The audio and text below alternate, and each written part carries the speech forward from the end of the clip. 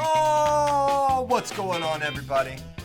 Welcome to episode 505 of FloWrestling Radio Live. I'm your host, Christian Piles, joined by my brother in green, Stephen Kyle Bratke, repping his Ohio Bobcats. I can speak. There we go. I'm going to nail most of my words today. Coming at us from Milwaukee, Wisconsin, or the greater Milwaukee, Wisconsin area, Ben Funky Askren. I don't know the technical town you live in. I just say Milwaukee. I live in Delafield. Okay. Delafield. Yeah. Yep. And your exact physical address is? Well, at some point, maybe I'll incorporate. I'll incorporate Funky Farms. Funky Farms. Yeah. I'll incorporate it, and then I'll be my own city. You're going. Oh wow. That's very. How very cultish have you been? I'll be the mayor. I'll be the mayor and the policeman and the fireman and the comptroller. I think if you open something called Funky Farms, you're gonna get so many how can I say potheads coming to your property attempting to buy that sweet devil's lettuce.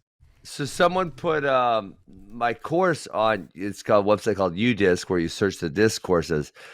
They did not put my exact location though, because I did not want a bunch of stoners showing up trying to throw frisbees at my house. Yeah, that would not be good. That would not be good. You know, Ozzy's a young, impressionable young man, and he doesn't need to be hanging around that sort of riffraff. I just got a picture of my 2-year-old Ozzy driving around with the John Deere stuff on, smoking a J. Yeah, he's an aspiring farmer. He's an aspiring farmer. Who knows what crop he's going to grow? I mean, the hemp crop is very profitable at this point in time. Evidently. Mm-hmm. Okay, so happy Thursday, guys. We're going to get into some more NCAA breakdowns. We're going to run out of weights soon. Maybe this episode, for all we know. Hopefully the NCAA will add some weights or something. Yeah, they could add some weights. There are a couple things that could give us some more topics. But every time I think we're out of topics, we come up with more topics. And not because of breaking news ever, unfortunately. Yeah, why is there no news? How about we have some news start? That'd be fantastic. Yeah, somebody do something. Someone, I don't want anyone to get fired, but that would help. There's got to be some. There's not really a commitment to be made, right? Most of the high schoolers. All the juniors are already committed? No, but a lot of the top guys It's the majority of the top 30. So so this is the thing. Don't a lot of the sophomores usually start committing around this time, but obviously no one can do any visits, so we probably aren't going to have any commitments, right? Yeah, I think we'll see the commitments slow down until kids can get back on campus. More in the fall. So looking at the junior, how many of the first top 14 are all signed? No. Oh, except for Shane Van. No. Shane Van. I was reading the wrong thing. Shane Van Ness, Kyle Valencia, Steve O'Poulin. So the top 15, 12 of the top 15 are signed. Yeah. Damn, that's still committed, not crazy. Signed. 80%. That's a super high number. Wow. And I don't see those guys committing anytime soon either. That would surprise me. Yeah, I know. I talked to Steve and he wanted to do all 5 visits. He'd only done 2. Kyle Valencia has only done 1 visit. I'm not even sure if Van Ness has done any. So, and then you scroll down a little bit farther, and then of the top 25, 20 of the top 25 are committed. Cooper Flynn and Trey Cobb. Wow. Was Trey Cobb the one that was committed to Penn State? Yeah, he was committed to Penn State for like 3 weeks. And then I think he realized what the depth chart looked like. And then Facundo committed. And it was like, I'm going to, I want to go somewhere where I know I can get in the lineup. What's really interesting is, now these juniors is how much this 1 through 25 would have changed this spring. Because, with a lot of these kids, they make huge jumps. And, Keegan, for example, went from, I want to say like 60 as a freshman to 40 as a sophomore to 12 as a junior to number, I don't know what you guys ended up 2 or something like that. I think 2 behind Braxton, yeah. Yeah, 2. So he would have, there's a bunch of guys, and I don't know exactly who on this list. There's some that would have went down, there's some that would have went up. So it would be fun to see how it would have changed because this spring is gigantic for juniors. Yeah, so many of these guys would have tried to make the world team, and but we may still yet have that. Like a mega. If UWW says, "Hey, we're having age level championships," we will have a trials, and I think all the trials will probably be condensed into one big thing for age level, right? So Yes. we could still have that yet. That would be amazing if that happens, but that That is would not be yet so to come. amazing. I would love that. I know you would, buddy. Well, here's Oh hoping. man. I'll freaking go. Seriously, let's do it. Yeah. We'll do Let's just if they decide not to show up, let's just show up and host it anyways. it. Okay. We'll do that. Yeah. We'll do that along with the NCAA tournament. I don't see why not, Bratke. You don't even got to get creative. We already have the brackets. That's true. All right. You set it up. We'll be there. We'll bring the cameras. No questions Although- asked. I saw Tristan Moran last night, and I'm not all that sure he can still make weight. Can he make Maybe. how long would it take him to make 157 right now? Because I know Tristan got 41 was not easy for that young man. He could make 57. Man, maybe like a day. If he had to step on the scale last sweating. night and just wrestle whatever he weighed, what weight would he be wrestling? Would he be a 65 or 74? I think 74. I think he did step on the scale. I think he did step on the scale last night. I'm not 100%, but I think so. Now, why do you have this aversion to getting on the scale? What's the point? Well, I'm mildly autistic, Christian, so unless things have a purpose, I don't really do them. So, like, what's the point? I want to know how fat I got. Why do I want to know how fat I got? How's that going to benefit me at all? I don't know. One, curiosity. Two, it is kind of a gauge of, a small gauge of overall health, Well, once I make the decision that I'm gonna go diet again, which at some point I will. Once I make the decision, I'll decide to step on the scale because then it will have a purpose again, right? And this is actually okay. Now we're gonna get into my issues. I don't know. We're talking through my issues like you're freaking Dr. Phil or something here. That's good. I can't do things unless they're purposeful. I have issues, right? And so that's kind of one of the reasons why I said I need to I've told you this, I don't really want to wrestle because it's going to bring a lot of attention to me, but I want to wrestle. And one of the reasons that I want to wrestle, number one, because obviously I enjoy it. This is after I get a new hip in September. But number two is because I know I will have a really hard time not eating delicious ice cream unless there's a reason. Hey, I got to make weight. So maybe if I go make weight, I shouldn't have this ice cream. Boom, I'll make weight, no big deal. But unless I actually have a purpose, then, the ice cream's really delicious, and I don't really see why not. Well, at some point, you won't be able to wrestle competitively anymore, even post. Why not? Post new hip. Okay, maybe not. Maybe you'll defy science. But Lee Kemp's 68, and he's wrestling. Okay. All right, fine. Maybe when you're 84. I heard he's really competitive, too. Well, I'm sure he is. That doesn't surprise me at all. All right, so you're going to wrestle forever. Good. You can win Midlands in 2036. As long as people don't make a big deal of it, then I'm golden. Well, it's going to be kind of tough. You're just going to have to show up at tournaments. Mm-hmm. Yeah, I think it's maybe it's random opens, and I just won't tell people I'm going. I'll just show up. Yeah, go to the Central Missouri Valley State Open that you won. That would be good. I'd probably choose one closer to my house, but yeah. Oh yeah, good point. Not my issues, Dr. Phil. All right, patient. So 165 next year is going to be really, really awesome. Fun. That is my prediction. Because if we look at the rankings here, our preseason rankings, we have number 1, the return of reigning NCAA champion Mekhi Lewis. He's coming back after taking the Wise Olympic red shirt for the Hokies. Then we have Seriously, Alex Marinelli. How lucky did he get? I don't know if lucky is the right term, but it's kind of business situation. How lucky did he get? I will say lucky. I mean, maybe not lucky. Yeah. I don't know if it's a word. Fortunate. He's very fortunate. Yeah. Great word choice. Yeah. So he preserves his opportunity to defend his title 3 more times. And to do it, it is not going to be easy. I heard rumors that I have to ask you about. Okay. Christian. Cool. And I don't know if Caleb is involved or not involved. I heard that there are legal issues that are trying to get Spencer his 4th year. Oh, I'm sure. Or, a year back. I think so. My understanding of the guys getting years back is it's going to be totally on a case by case basis. They're not going to what or institution by institution. Basically the NCAA. Wait. How? I thought the NCAA said none of the winter athletes are getting years back. Right. They're basically broadly saying, no, you don't get the year back. Now, if there's a situation that would somehow merit it or whatever, they go through the school or whatever, and then it would go through a completely different process. But they're not. They're just broadly saying, no, you're not going to get it. But basically, the way it was described to me is like you would have to go through it individually, to go through a process of some kind to get your year back. And yes, I'm sure. Whoa. So individuals can go through this any individual can go through this process try to get years back?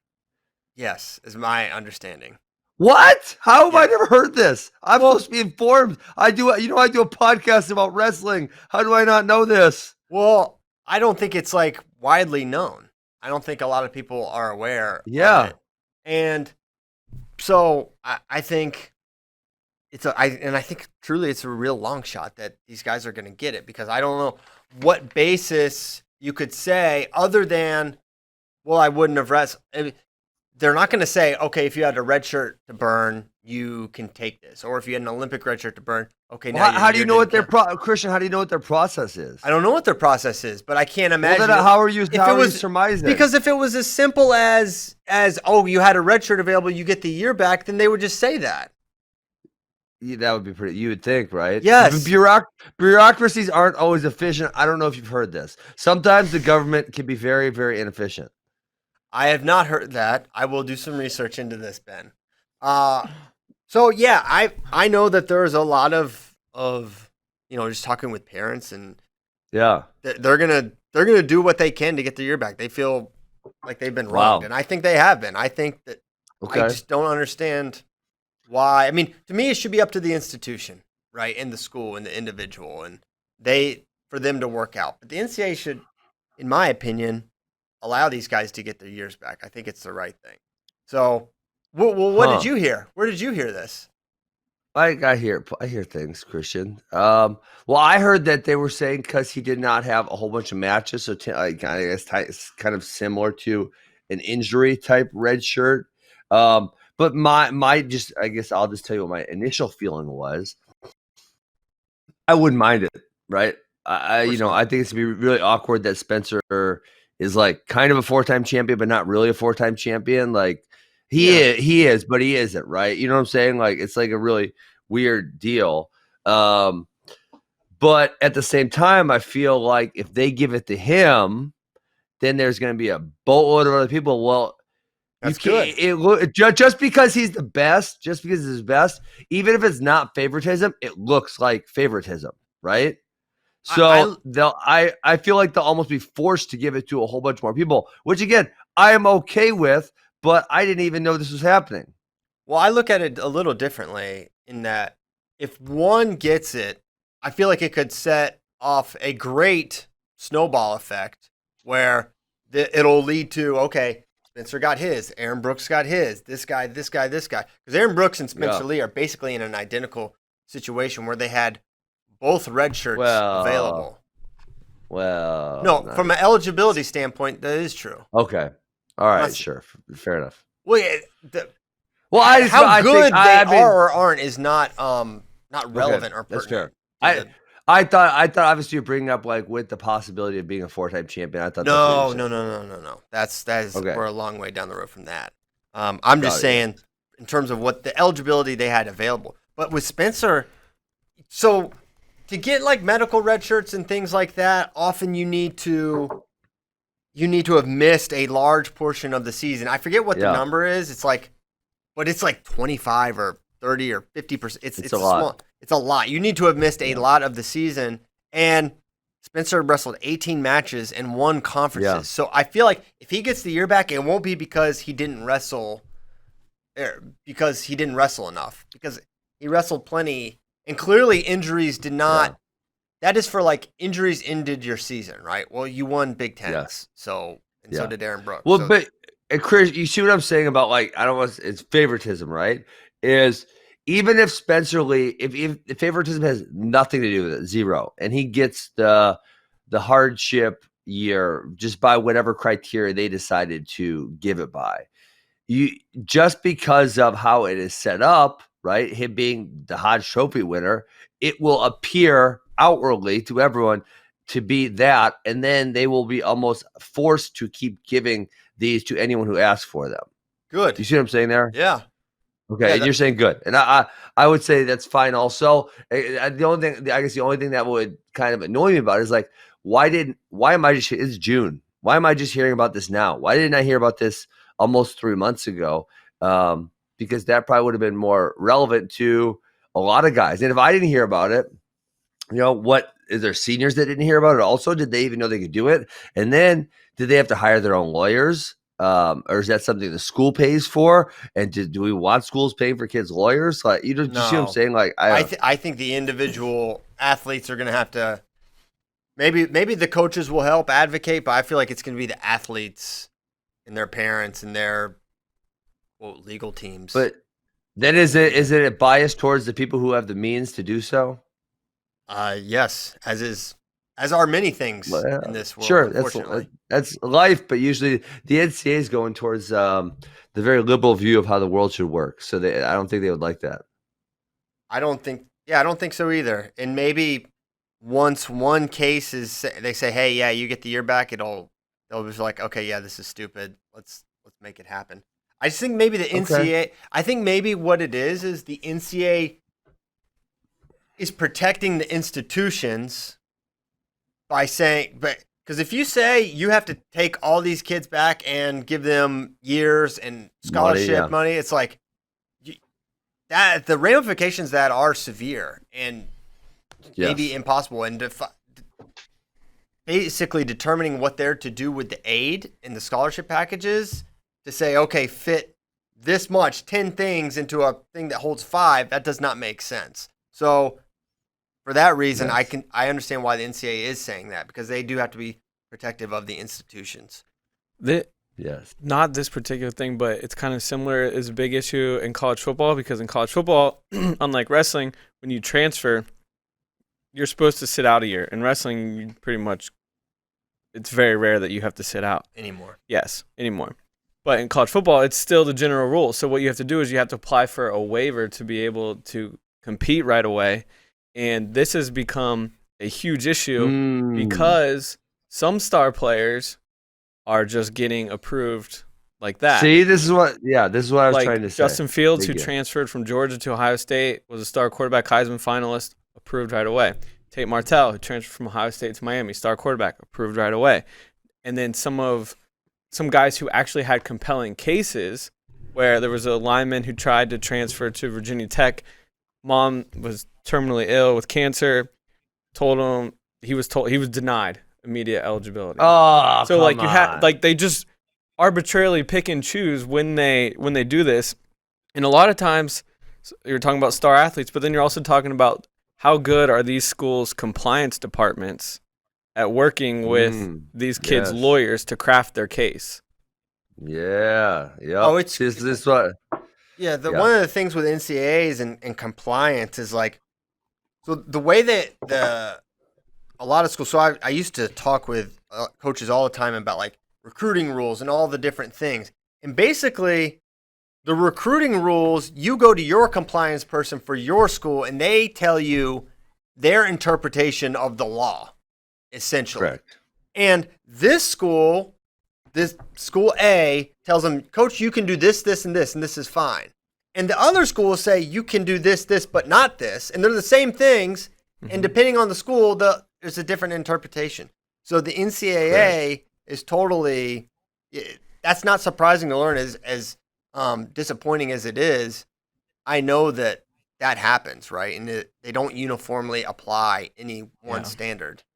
It's one of the blind spots of the NCAA system at large. I agree. Unfortunately. Hey, that actually made me think of a tweet I made yesterday. Something you just said there, Christian. I'm not going to get political, I promise. Can I make a point though about facts? Okay, so sometimes people on Twitter are too dumb to gather what I'm trying to get at. So I said I should read the exact tweet. Hold on. Sorry, I should have been prepared. Give me 10 seconds or less.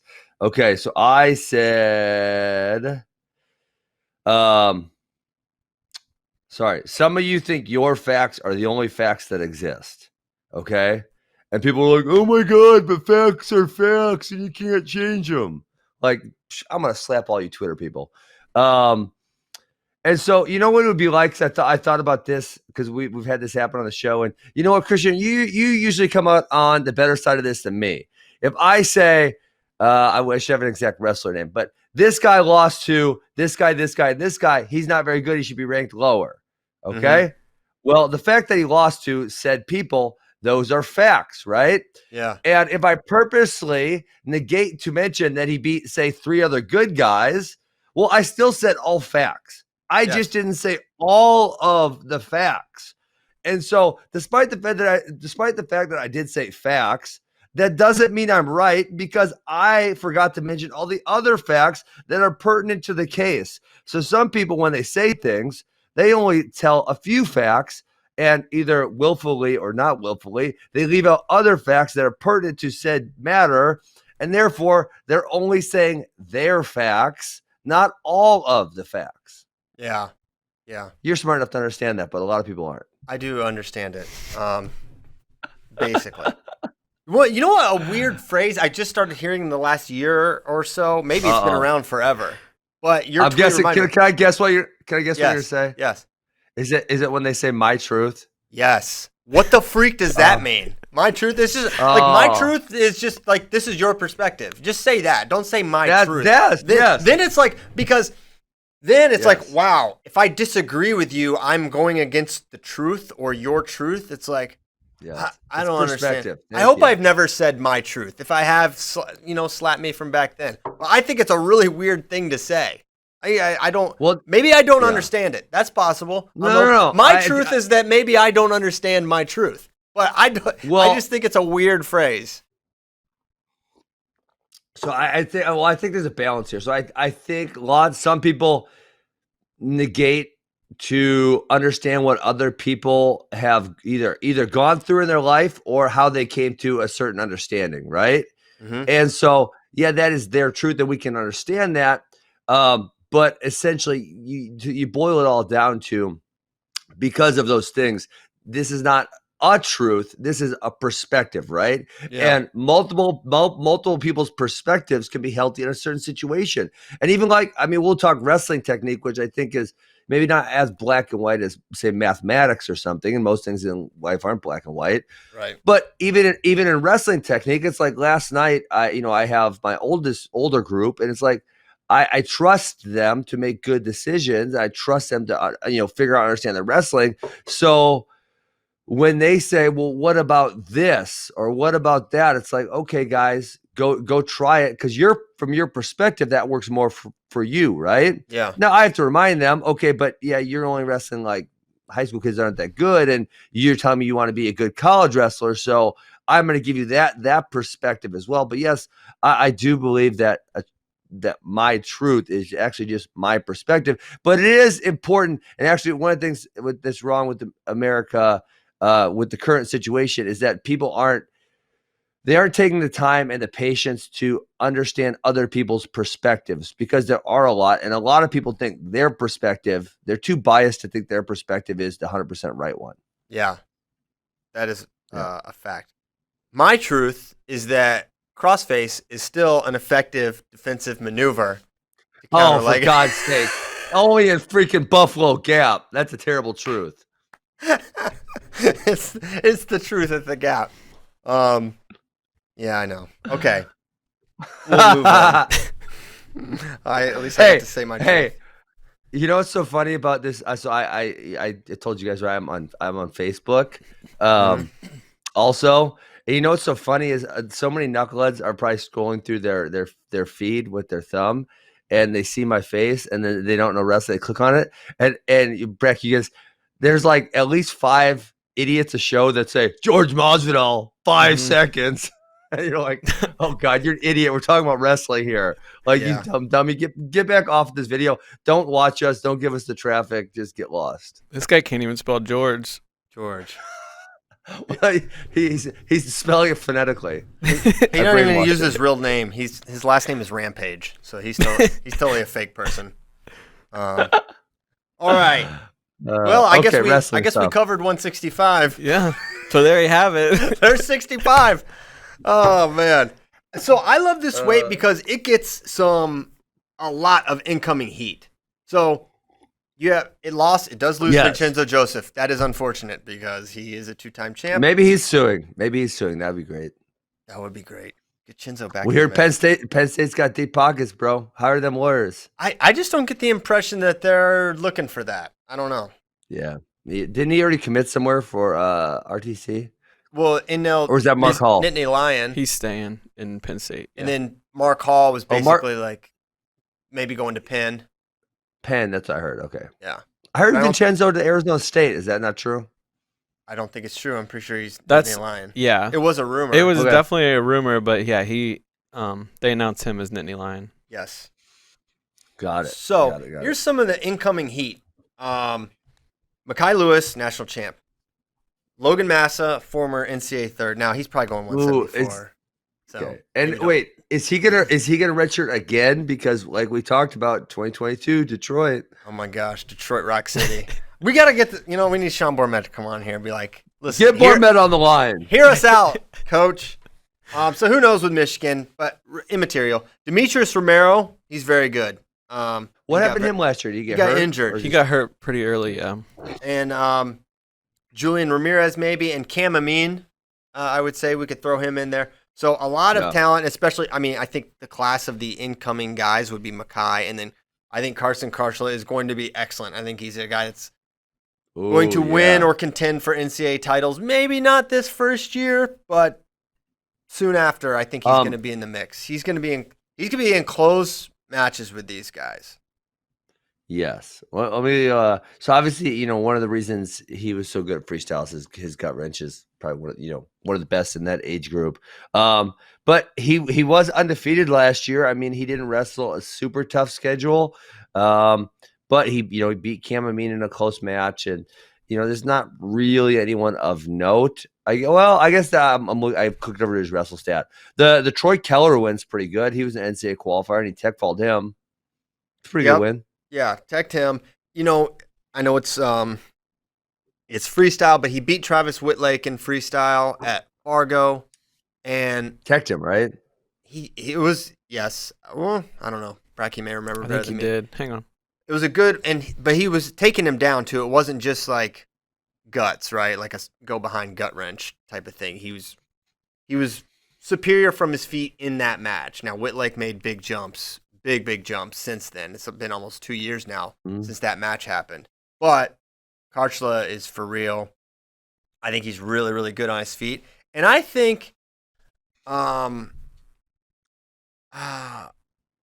one big sign that he's going to be really good next year is like the fact that it appears things are going to move around for him at Ohio State, right? Like Caleb Romero looks like he's going up. Caleb Romero was a top 10 guy almost all last year. He was at 74 last year. Ethan Smith. Well, so Ethan Smith is, where's he going to go? Because then you have Caleb Romero. And then you get Rocky Jordan. Someone's going to get left out. Yeah. This is going to be Is Ethan Smith cutting to 157? No, my gosh. No way. Come on. Do it. Well, to me, it's like the bigger kids. Karchla might go 74 also. That could be a thing. You think? Yes, that is 100% in the cards potential. Wow. So he could, to me, either way, he's going to disrupt the lineup, and I think Romero or Smith, he will call the shot. Karchla will. So yeah, I don't know if he'll go 65 or 74. I think the overall thought is that keep Romero at 74 would probably be better. Karchla, he had a really good year. Yeah, Romero had a really good year. My truth is Karchla then Romero would be a better lineup than Smith Karchla at 65-74, but I don't know that for sure. Huh. No, I agree with that. Hey, yeah. Who would you rather have on the bench, Ethan Smith or Caleb Romero? What we saw last year, probably Ethan Smith. Yeah. Right. And even that guy, and this is how good how good they're going to be. Smith beat Dave McFadden last year. Yep. He had a good year. Yes. Anthony Valencia. Right. Yeah. Yeah, really good. Hey, did you see WrestleStat? I'm scrolling through. WrestleStat has added guys who are incoming next year. Oh yeah? Yeah. How weird is that? Yeah, I'm That's good. scrolling through. I'm noticing a few names. My kids. That's bizarre. Wow. Okay. Mix. We're ready to wrestle. Let's go. 2020, 2021. Let's do this. Let's get it. So how high are you guys on Julian Ramirez? That's the one where he's a guy I didn't get to watch a gigantic amount in as a high school wrestler. So my familiarity with him is not all that high. He had a pretty good but not great redshirt year last year. What are you guys thinking about him? I like him. I don't know if he's like immediate big time impact guy right away Mm-hmm. at 65 or 74. Love how much he wrestled. 29 matches in redshirt is awesome. Yeah. I think that's a really good thing. Mm-hmm. Lost to Camamine by fall. Lost to Chase Straw, who's good. Like, these are good guys, but he got pinned by Yeah. Jacob Thalen. So I think he's got a little bit to go. He started this season at 157. That did not go well. I don't think he's a 57 pounder. Because wasn't he he's a 170 in high school, correct? 60 and 70. Yeah. I think Okay. he wrestled Hidley at 170. I'm pretty sure who's number one. So yeah, 57, kind of a stretch, but maybe they wanted to see what he could do because 57 was somewhat of a question for Cornell going into last year, but then Upuzian did a nice job. I forgot to mention too that Karcher Wheeling match was 7-4, but Karcher was up 7-0 in the first and just shut down. Dang. How many of his points were like parterre points? I did not look. Okay. Come back to me. Which year? Matches? Which year Fargo was that? This was 2018. 2018. Okay. Yeah. So this would have been. So he beat Kick Guys in the semis, right? That was the year. Well, This was the semi. Karchler did. Oh, that was. So it's the quarters then that he beat him. Yeah. Or round of 16, one of them. Okay. Got it. So 65. Who do you view as the title contenders there at 165? I mean, is it one of those situations where you say it's Mackay until anyone can prove they can beat him? Well, You know what I'm saying? Like, so you're saying I mean, okay, so for 157, no, I don't want to say it's impossible. I'm just saying, like, man, I would like to see. I mean, Marinelli's right, the obvious number two. It's like I would like to see Marinelli beat. Yeah, no, he's got a shot. Yeah, you're right. I look at it like I do 157, where I thought there was a clear top two, and then I'm not sure about the third. I'm not sure. And Shane, but like, where's Shane Griffith? I'm not ready to put him on the Mackay Marinelli tier yet. Not I yet. feel like it's those two, and then could Wick now sneak back in there. Wick's beaten Marinelli, but it's been a long time now. It's Been a been long since his time, freshman yeah. year, and he hasn't shown that he can reverse the trend yet. Right? He's been in the Correct. matches, but Yeah. so right now it looks to me like it's a two-guy race with a lot of guys maybe nipping at the heels. I mean, I don't feel like. I mean, I don't want to put these guys down, but I don't really feel like a lot of these guys are all that challenging for Mackay.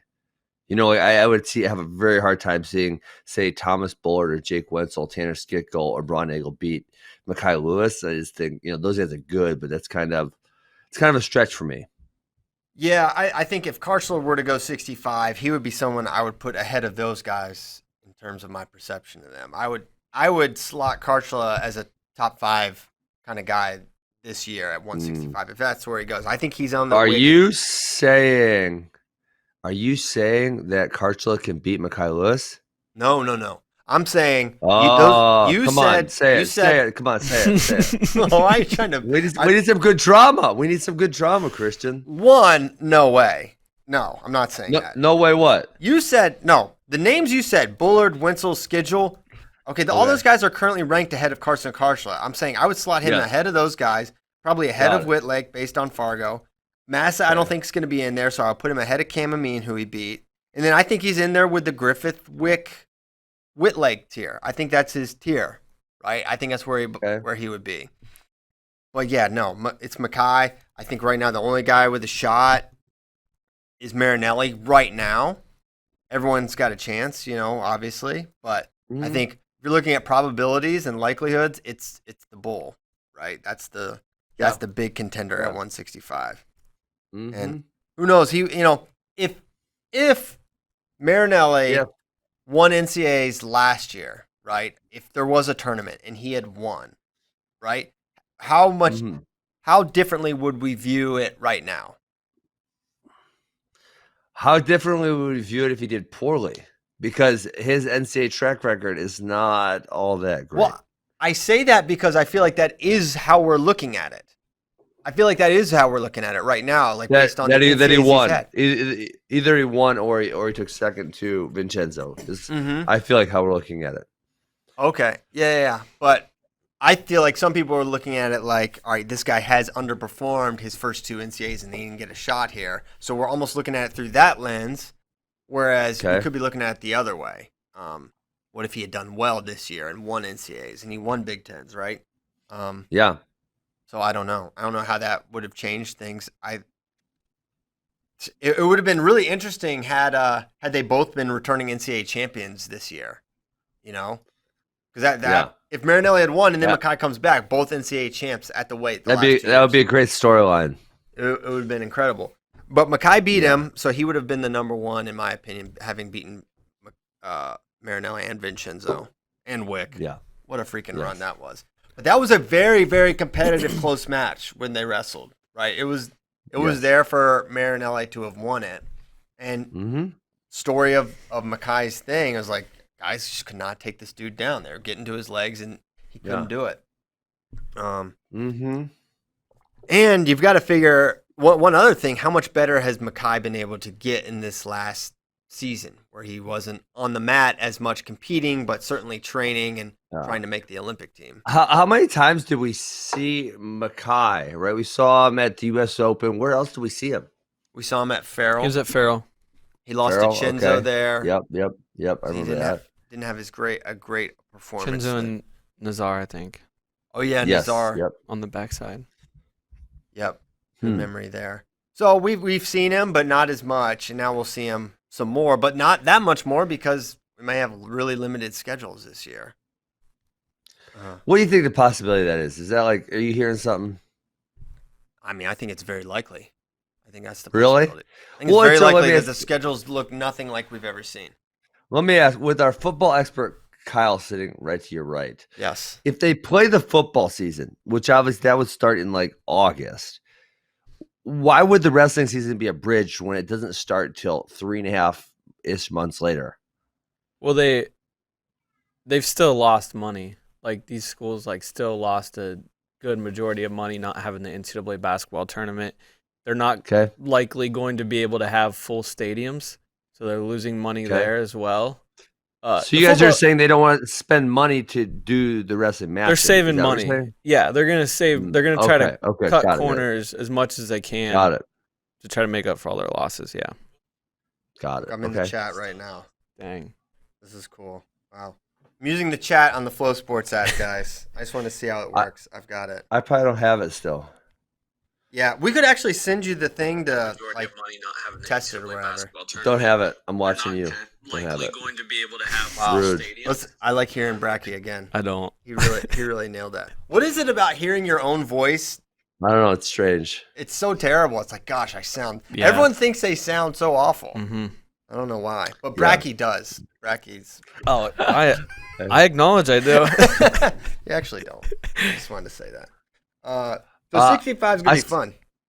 How about that monster crash Bratke had yesterday? Dude. I did. He freaking fell off a cliff after all that monster. How many did you drink yesterday? No, just one. Just one. Bray had 2. He was like disappointed in himself. So I came in this morning. Bray was already here. I go to the fridge and I get one, like always. And Bray's like, "Hey, how many did you have yesterday?" It's like just the one in the morning. He's like, "Dang." He's like, "I had 2." You could tell he was like disappointed in himself, and he wanted to hear Mormon? Is that why? No, he just eats pretty clean. He's a clean living guy. Man, 2 monsters. What an animal. Because 2 monsters is like basically one monster is about 6 or 7 cups of coffee. It was they both of his were the rehab, which they're not as like strong as the original. Yeah. I do like having had these on the show like the past couple weeks now. Like by the end of it, I am like super fidgety. Like it's hard for me Are to they- sit still. Are they going to sponsor you yet, Bratke, or what? This is crap that we harass you about it every day. And It they is still a sponsor perfect you? partnership I know. for a Kyle to I get would be behind. a perfect monster athlete. I did find out because this Monster Fridge just kind of showed up out of nowhere. In the middle of a pandemic, a Monster Fridge emerged. But I did talk to one of our sales guys. They did send it to us. Like they sent us the fridge and like the cans and everything. So they're at least kicking the tires on it. So yeah. I thought it'd be good. All right. Apparently they like to see their logo. So there you go, guys. There it is. There you There's go. the Monster logo. Which is maybe aligned with Satan, you know? According to some people on YouTube. I've heard rumors. Oh, no. If Ben's heard about it, that's not good. All right. Yeah, Well, I probably just lost the whole deal there by linking them to the Dark Lord. So that sorry was about you, that. not me. Sorry about that sales team. It was just a joke. It's just banter. I'm sure there's no satanic links between Monster and the devil. So we did 65. Do we want to? If I hadn't already sunk it there, I did. Yeah. We did 65. Any other thoughts on this weight class? No, we have really important things to do. Kyle, you have in the doc that Kyle's going to do an alien hour. Yeah, so let's go I'm really looking forward to that. And then you have like 17 pages of questions. Yeah. So It's kind of funny. Like some days, well, I know. So yesterday, I didn't get to send the questions till like 6 o'clock in the morning, but so we didn't have as many. But we had a bunch today, so it's like you were saving up your questions. So thank you for all the questions. We're gonna have a long questions from friends section, but first, it's Kyle Bratke's Alien Hour. With Kyle Bratke. Ben's rewatching it again. All right. So you guys are familiar with the Bermuda Triangle, right? Yes. Do you know about the Alaskan Triangle? I know nothing about this. No. That sounds worse. Too many people. It is worse. Oh, Too many people don't know about the Alaskan Triangle.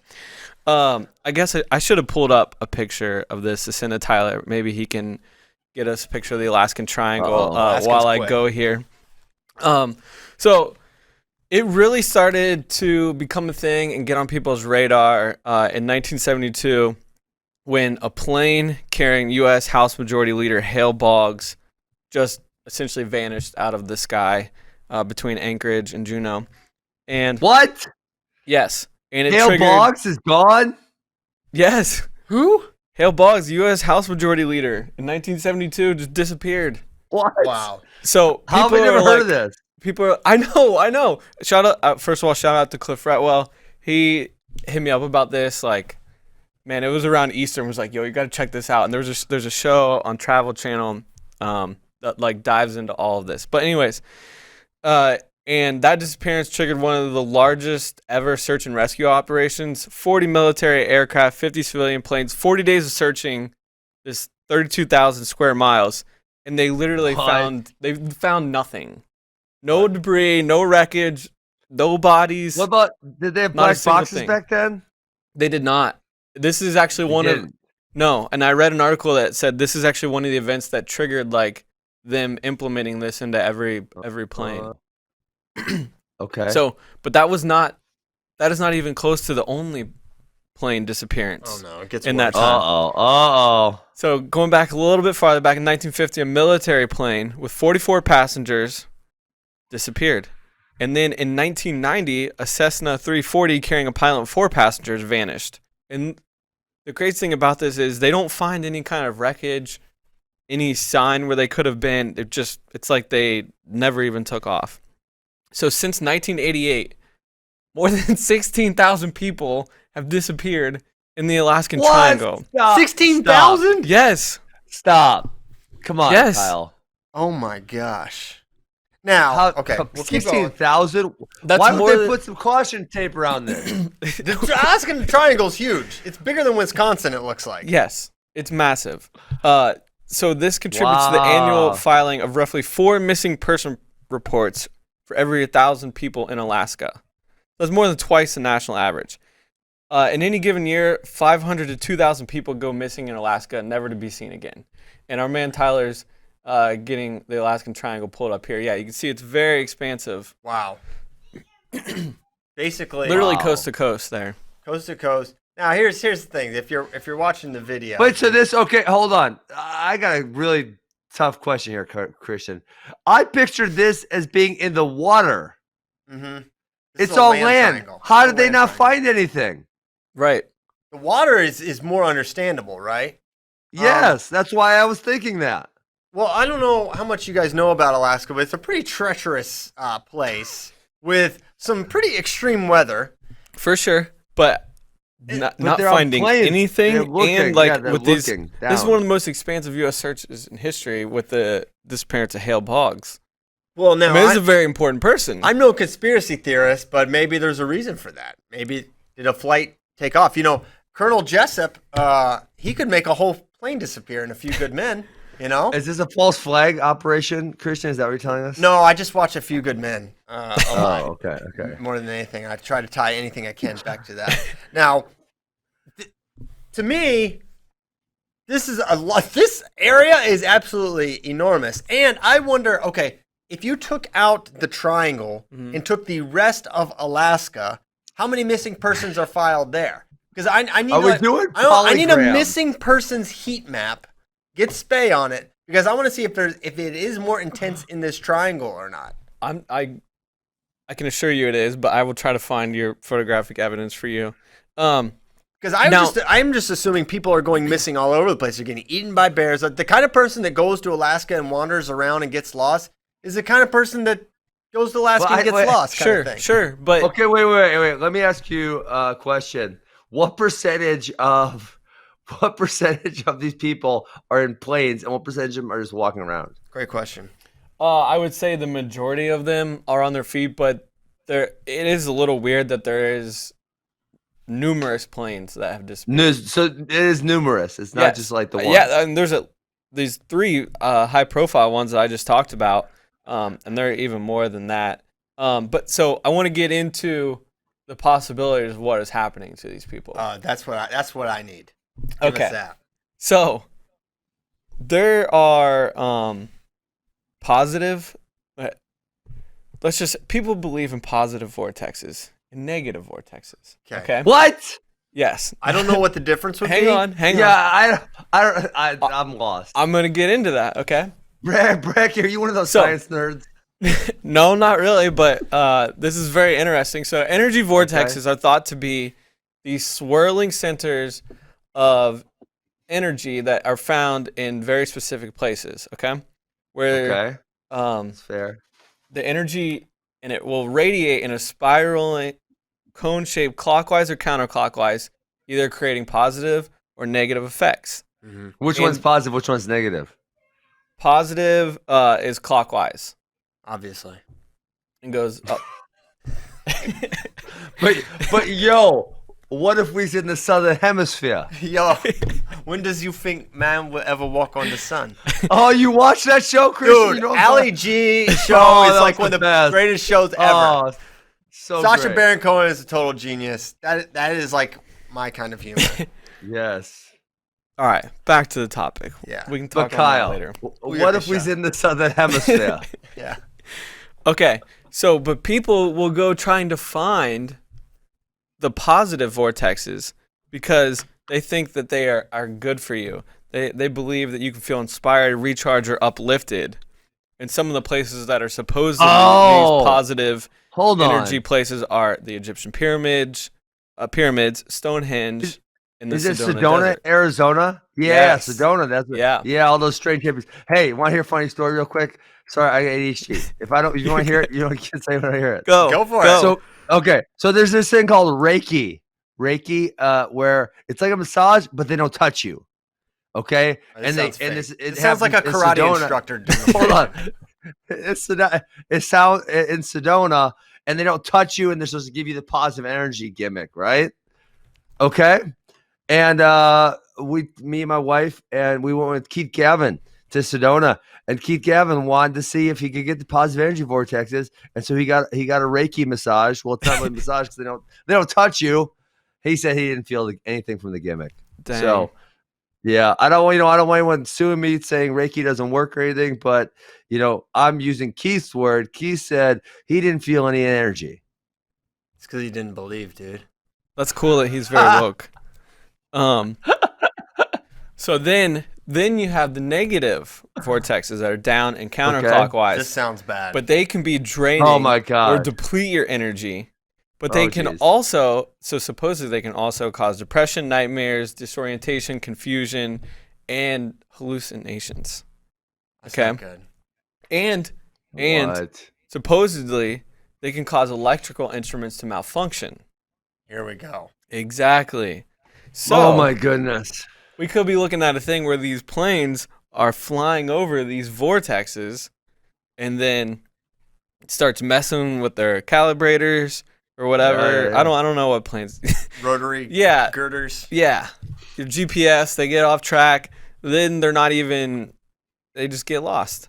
But there also is a theory. I'm not gonna go super in depth to this one, but there's just like this. It sounds like the one you need to go in depth. But go on. Yeah. No, Say that it, there's Bratke. just this like dimension that they're just flying and they get like sucked up into. Oh, that's what's happening for sure. Yeah, Has Elon Musk been there? not that I know of. I think No. I think Elon Musk named his child after that dimension. That's a good Yeah. point. What a weirdo. So, but a couple of these people have been out to where these vortexes supposedly are, and Mhm. they have disrupted their compasses up to 30 degrees, Whoa. like messing with it to where it's completely inaccurate. That's when you know everything's going crazy. When there's paranormal activity, the compass is always the first indicator if things are going wrong. Oh, yeah. They start freaking out. Oh, yeah, man. that's why I don't carry Yeah. a compass. I don't trust it. But Kyle so, has. Go ahead.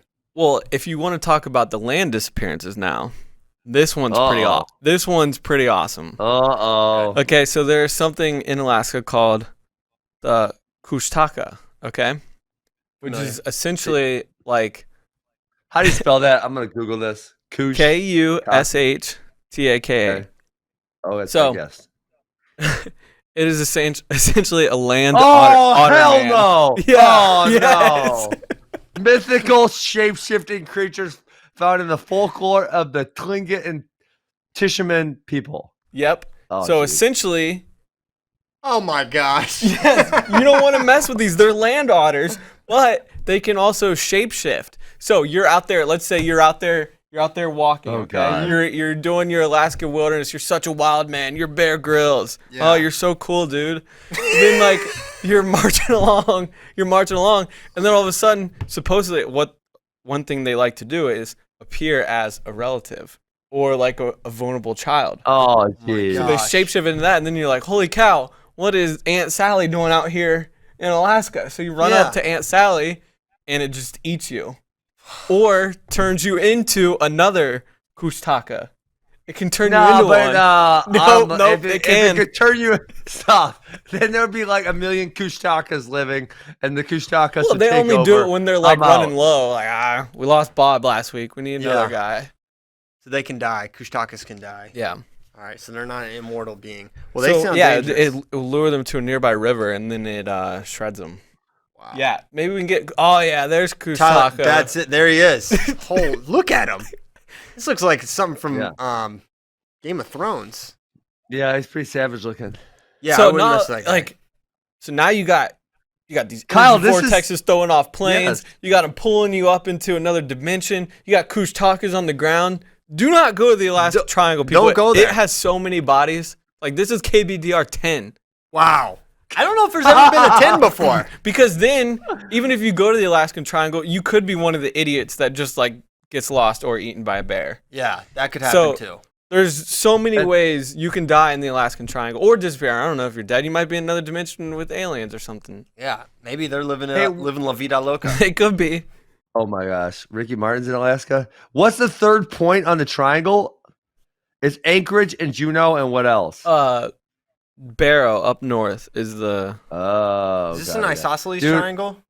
Well, I'm screwed What's- here because I want to go visit all the Alaska national parks, and there's a few in there, so I might have to take some type of like extra security with me. Yeah, so you I need don't some. get- I might need to go. Wow.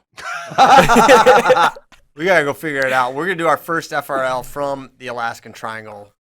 We're gonna live stream the whole time. I Yeah. keep seeing. Tyler, do you have some kind of graph or Yeah, something? he's got a good graph. He's got some excellent data he's gonna put up for how many missing people are in Alaska. So Stop.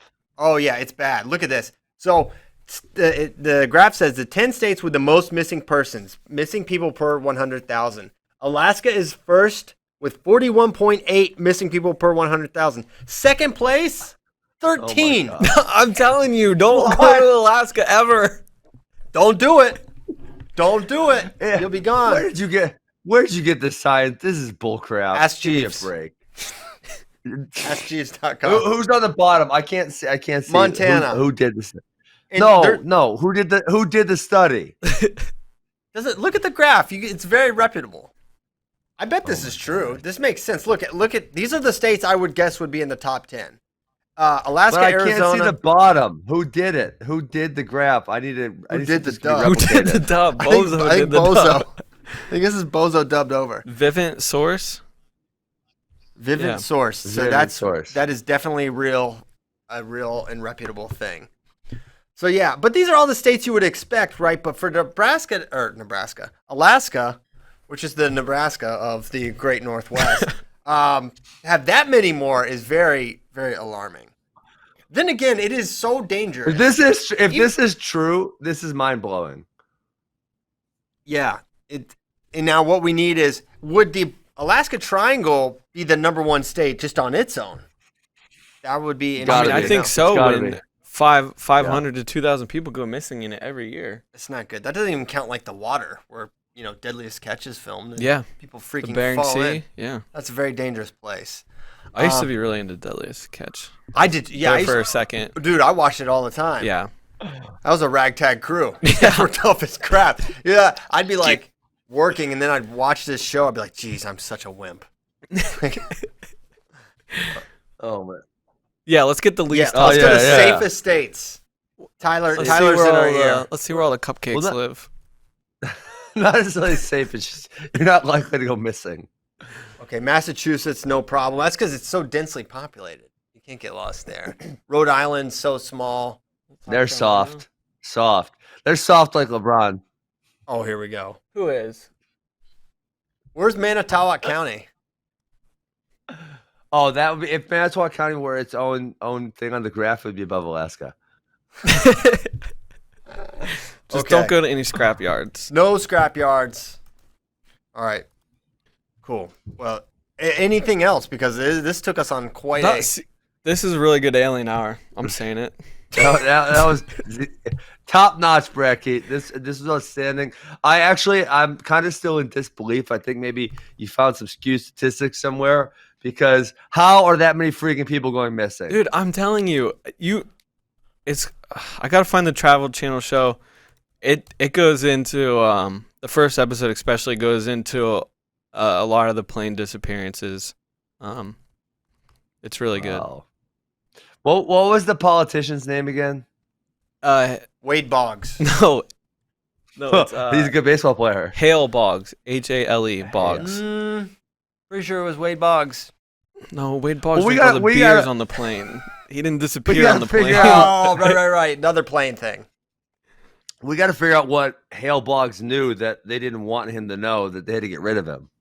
Well, so one of the theories Why too is he was from Alaska? Jeez, I keep calling I Nebraska.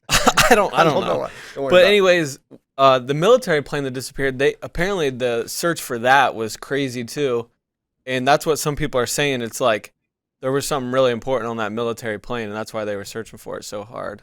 Yeah. And I think Hale Boggs just being as important person as he was, that's why the Great third search baseman. the U.S. House Majority Leader. No, Wade Boggs Great- drank all the beers. He didn't. Power hitter. Wade Boggs is an alcoholic. Wade. No, he wasn't an alcoholic. He drank like 30 beers on a cross country flight one time. Jeez, at altitude. If you've ever Okay. seen It's always Always How Sunny about in could you- Philadelphia, they do the Wade Boggs challenge. It's a really funny episode. What about the Andre the Giant challenge? He could drink like 100 beers. That's Ooh, impressive. yeah, well, he's 600 pounds. Wade Boggs was like, I don't know, 175 pounds, 200 pounds. Yeah, that's a real challenge. Just eating fried chicken before every game. Yeah. So okay, there's this pretty interesting data. You got some data. You got some interesting stories. We've got a cryptid involved. This one really was the full package, Bratke. Oh man, Ross Patton saying that Hale Boggs was involved with the Richard Nixon Watergate. See, he got disappeared. Oh, I knew it. I he got knew it. disappeared. Where was Hillary Clinton? Oh no! Time. Stop. Now we're really in trouble. Now we are so Monster is so out now. Daggone it.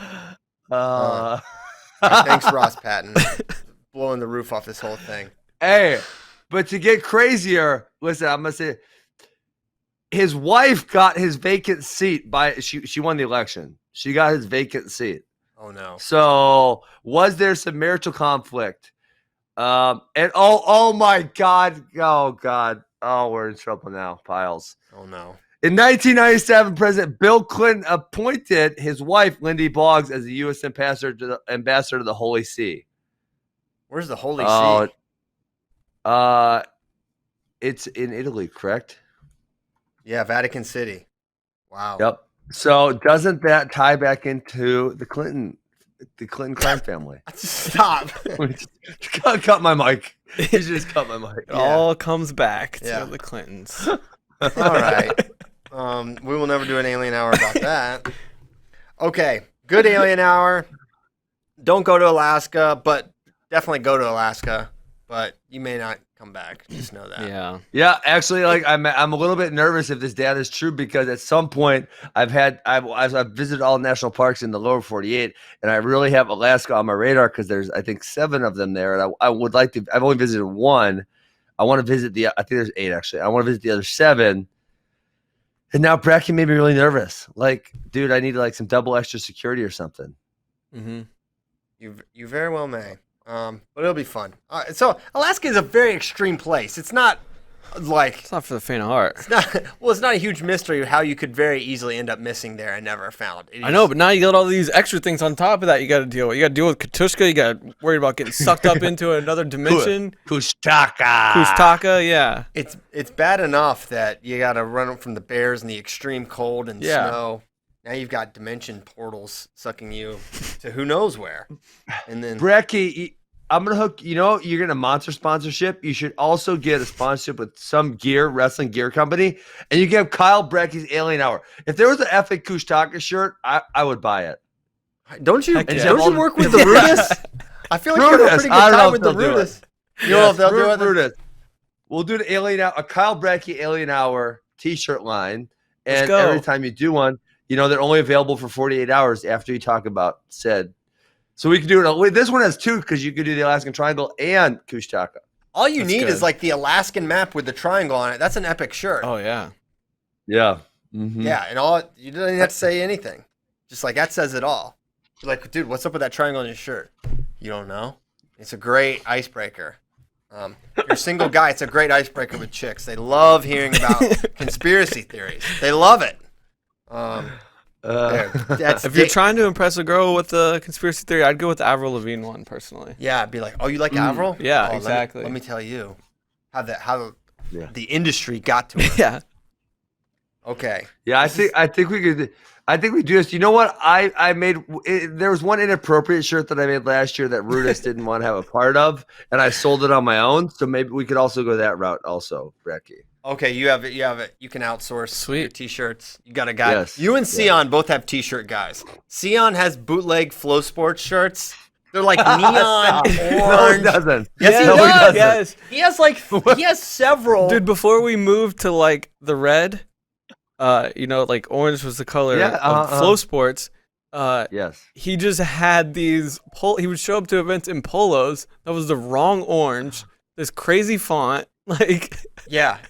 He would bootleg these polos. It'd be like a bright blue polo with the orange Flow Sports. He has like a lime green one. He has an orange one.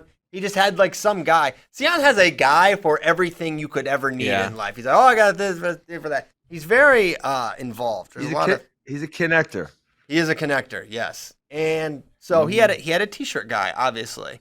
LJ actually literally 2013, he gave me a bootleg. Yeah, he is a guy too. Yeah, LJ has a guy. I love black. Yeah, I love that Flow employees have to have a guy. Like, why does it? Listen, why don't you have shirts? People are like, yo, hook me up with a Flow shirt. Can I get a Flow shirt? Let me get a Flow. Listen, we're literally bootlegging our own shirts. They're hard to come by. So if you have one, you should feel so special because they are hard to come by. They are trying to crack down on the bootlegness. I think. Yeah, they don't want any more bootleg stuff. I haven't worn a bootleg shirt since probably 2013. I pass on the orange bootleg polos. Now we have a much more unified brand. We are going to have, it was one of the FRL questions from our man Sam Herring about merch.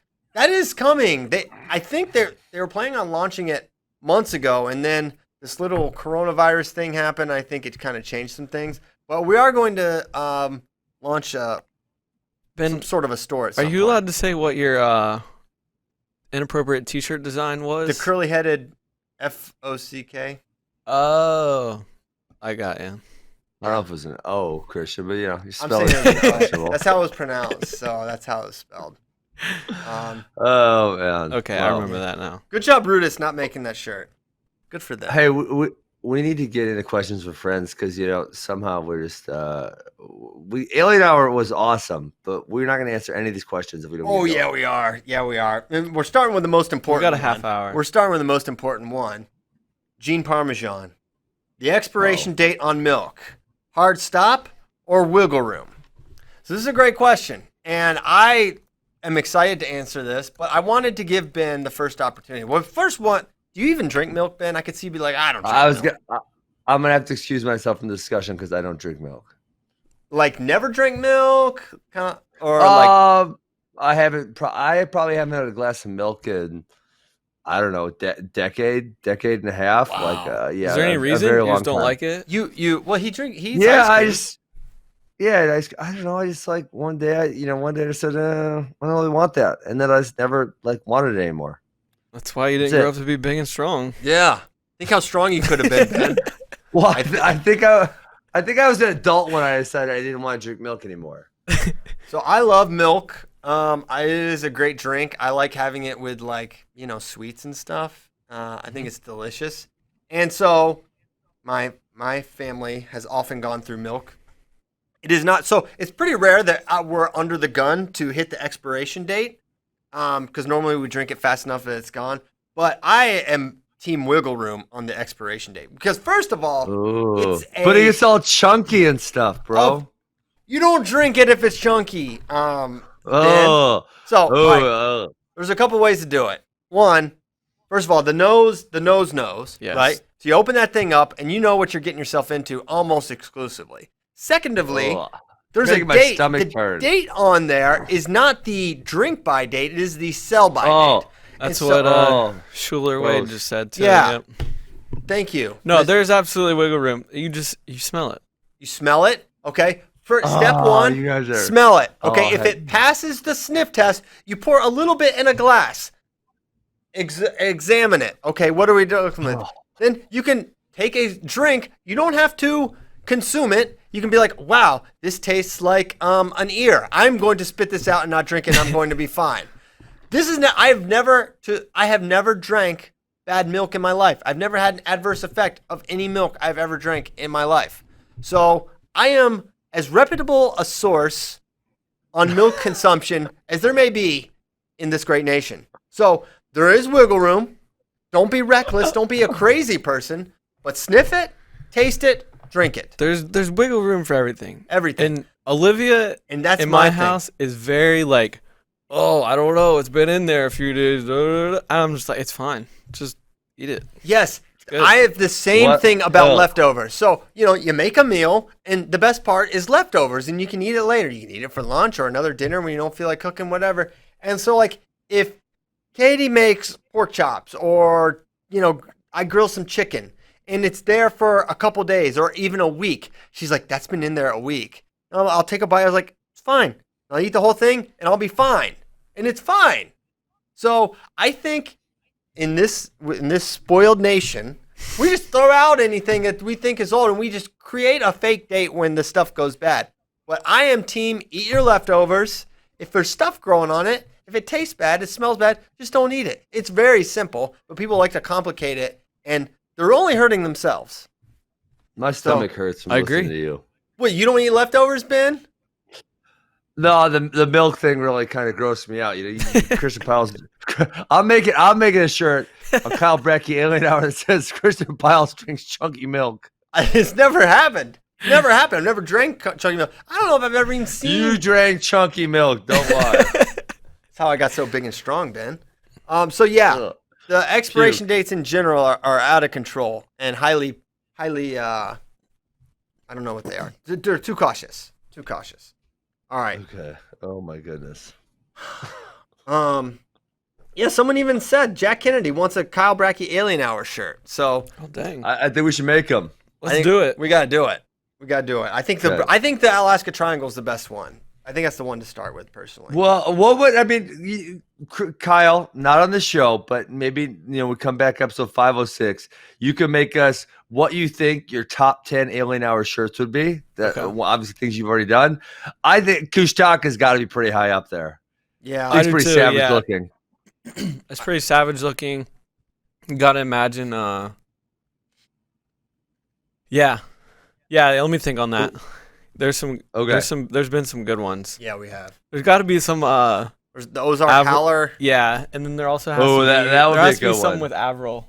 Avril too. Yeah. Avril's a great one because it kind of launched it into international fame. Yeah. The Oklahoma Octopus is the most ridiculous and stupid one, but it's also the best one. It's literally the funniest. That'd be a good shirt. That'd be a good shirt. Yeah, the Oklahoma Octopus. So yeah, you work with the Rudis. We'll give you some screen ideas.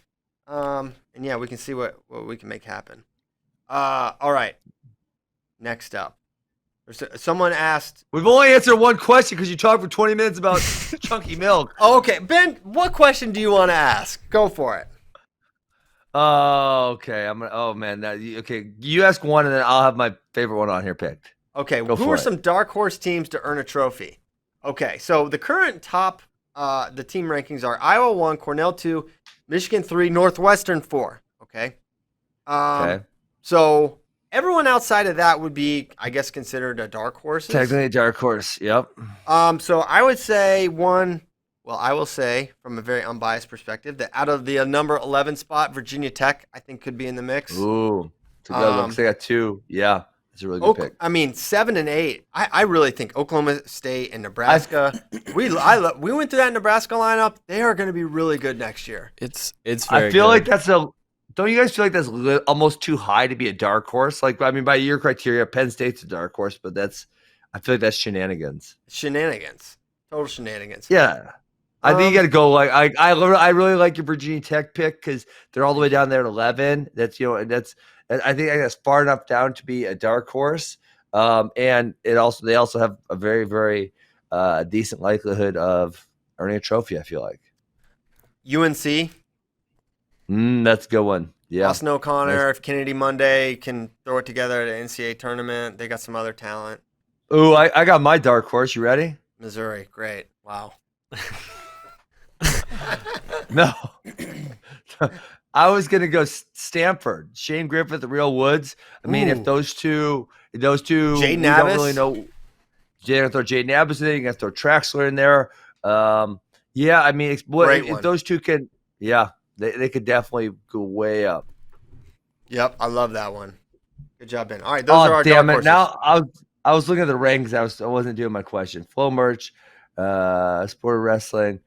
You know what? This one, and I don't really have an answer, but I love this thing, and I'll tell you where I go with it. He said, "I love learning the history of sport. Things such as learning the move names named after people and how they came about. What's your favorite one?" And ones that you don't know the answer to, a Whizzer, a Merkel, et cetera, et cetera, et cetera. I love that and talk about how moves came to be and their evolution. And now that I've been in the sport, we were talking about the seatbelt position last night. Mm-hmm. And I said, this is something you have to watch out for, or this is a defense, right? It's like, guys, but this didn't exist when I wrestled. People didn't do this thing. So I didn't have to watch out for that thing because this thing didn't exist. And so it's fun for me. I love talking about the progression wrestling. And the other thing that is interesting to me here is something called a gut wrench, right? Literally, something from wrenching of the gut. Yeah. What do they call it? What do they call it in Russia? Do they call it something that is equivalent to the gut wrench? Who knows? Or is it the rib squeezer? Or, what do they call it in Iran? Is it the belly pusher? What's it called? Who knows? Well, that's what we need to figure out. Saying? Yeah, that's the next Alien Hour. That would be really interesting to me. Well, he's saying like, he also asked like where the names came from, like Dresser Dump was because Kevin Dresser, right? But the Peterson role I thought was from the Peterson brothers. And then I don't think it is. I think not, it's a different because Peterson. I literally asked them at NCAAs in 2009. They're like, no, wasn't us. It was someone else. But they like, one of them, maybe it was Ben, hit it in like a big match that's like on YouTube or something. So he like made it famous. Maybe he made it famous, but he like credited someone else named Peterson, whatever.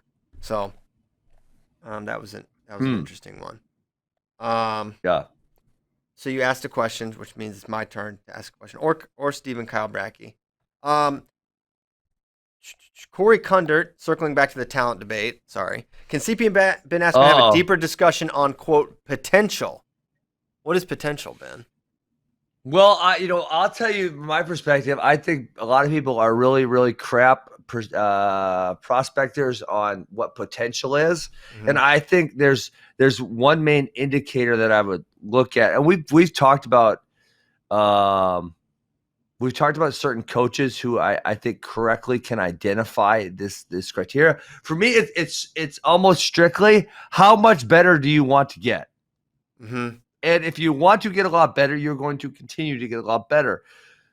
If you're seeing someone's talent potential based on how fast they are, how strong they are, that they got a few really sneaky moves, that they're really dynamic, those things aren't going to really pay off. And I know one of the things I always like doing when I was watching college recruits, right? I only recruited for a couple of years, but how do they fight in a loss? How do they deal with it when they're down? How do they deal with adversity? And I think that's kind of a predictive factor. And then number two, how much do they love the sport of wrestling? If they love it, if they're all in, they're going to continue to progress as they get older and go through college. If they don't have those feelings, it's going to stop, right? They're just going to be as good as they are right then and there. And some high school kids are good enough, we've seen, to step right in from high school and have success in college. And, and again, you can see people who they're just as good their senior year of college as they were their freshman year of college. They made no progress whatsoever. Does that make sense? Yes, it makes a lot of sense. So that's kind of it for me. Got it. Here's another one for Ben specifically, from Michael Scarn. Wow. Yeah, Detective Michael Scarn. I might disagree with you at times on FRL. I was talking to Ben. When you ask, is that fair? It makes me respect you all the more. When, where did you learn that transcendent question? I think it would circle back to something I said earlier in the show is like, yeah, I got my perspective, but I'm always open to different perspectives, and I know I'm not always right. Even though my wife thinks I'm a know-it-all, but she also understands that I am open to being wrong sometimes.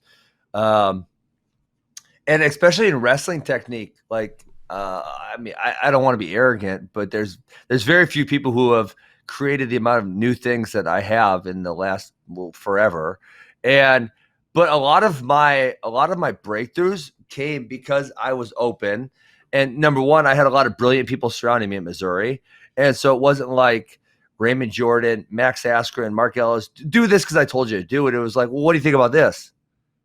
Right? It wasn't like just this is my way, do it. It was like, well, what do you think about this? And then we'd bounce ideas off each other. And there's a lot of other really, really great minds. And then even sometimes when I'm teaching camp, I say, well, hey, this is the way I do it, but I'm open to other ideas. And some little freaking 8-year-old that knew nothing about wrestling would say, well, why don't you do this? And then I'd be like, I don't know why I don't do that. Let me think about that. And then, every once in a while, the little 8-year-old who knew nothing would have kind of a decent idea. And, and I would be like, oh, okay. And, I would maybe work, maybe they didn't have the full picture of what it was going to be, but I would work it in somewhere. And so I always just feel like I try to gain as much knowledge and perspective as possible. And that allows me to be as knowledgeable as I can. Very good. Is that fair? Exactly. Did you mean to do that? I didn't. I think it's just kind of habitual. Yeah, I like it. It is very, very fair. Okay, Jesse Boggs. Oh, my. Jesse Boggs. Uh-oh. Oh, is he related? This is Illuminati confirmed. Jesse, if that's your real name. Is Jesse related to Hale? Jesse. Or Wade. Who's Or Wade. sending this from an undisclosed location in the Alaska Triangle. What state is slowly becoming a wrestling powerhouse? The sleeper state, in your opinion? That was the first question. Wisconsin. I kind of honestly was going to say that also. Another one I was thinking of was Colorado. Has had a lot of really good guys recently, and I feel like Colorado's not regarded as like a powerhouse. Georgia. Georgia comes to mind immediately Yes. for me. They're just starting to put like the high school wrestlers. They're putting like are coming to these national events and they're winning and they're placing high and they're putting more guys in D1 and they're qualifying more guys for NCAA tournaments. It's impressive. Yeah, It takes a really long time though, because when, for example, I'll just give you. We'll talk about Pennsylvania because they're the best. They have 14 Division I colleges and many other D2s and D3s, and they have just this tradition.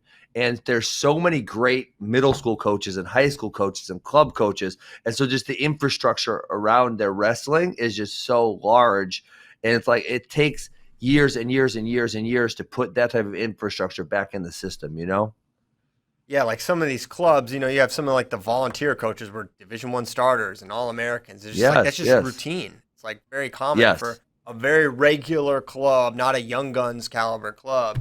And you just think, and then there are those power clubs like Young Guns in Pennsylvania and Bison Legend back when Ian was running that. And so there have been some really good clubs. Quest. M2, I'm sure David Taylor's going to have a really, really, I think their club's doing great now, and it's only going to get better as he becomes more established there.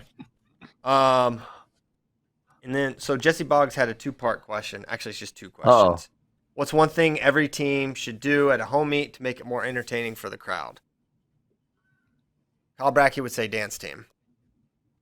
No, boo. I would not. You love the dance. That's the first thing you said. I said they made it a show, and I was listing examples of how they did it. You said they had a dance team, and I've never been the same. Yeah. Man, I just feel like the production of the event, and I feel like a lot of college teams are doing such a great job with that, making the event, whether it's the lighting or the announcers or whatever, they're just doing a better job. And then I feel like the other thing I feel like is the crowd has to feel like it's important, and there's been largely I feel like it's due to flow, but there's more and more context built around events, which gets people more into it. And then the fact that you can also watch it in real time creates this virtuous cycle to make people excited about it. I think one thing they should do is like create scarcity no matter what, no matter how small your potential viewership is for in venue. It's like if the most people would ever come is 500, you should make it so it's like there's only 300 seats, and you craft it in such a way that it just looks tight and intimate and cool. I think that would be one of the first things. I see so many duels. It's just like the backdrop is just like 50 empty seats behind all these coaches. Man, that's getting so much better. I feel like that doesn't happen. A fraction of the amount happened 10 years ago. I won't say the teams, but good teams, you'll see pictures, and I'm like, oh my gosh, this looks terrible. It's just like there's no one there. Or the way the camera's positioned, it shows there's no one there. It's like make everyone. Some people just like show up to a duel and they want to stretch out and sit. They need to make sure everyone needs to scoot down and get close instead of like everyone spreading out. Get it in there tight. Although now in the era of social distancing, maybe I just got canceled, but I don't care. I think that would be cool. Yeah, I agree. Also, like, make events around the event. So like promotions too, whether it's like dollar dog night or like you get autographs with the team after free the car duel. No, you just promote like you're almost like want to be like a minor league baseball team where like every home duel you have something else going on that also the Chupacabras for Round Rock Express. Yeah, they do a Chupacabras night. They really do. I feel like J-Rob was like the master at this kind of stuff, coming up with all the different things. He's a visionary in a lot of ways. Go J-Rob. All right, I got next question. Bailey Brown should Flow Sports branch into disc golf coverage? Perhaps I and Ben can be the personalities for Flow Disc Golf.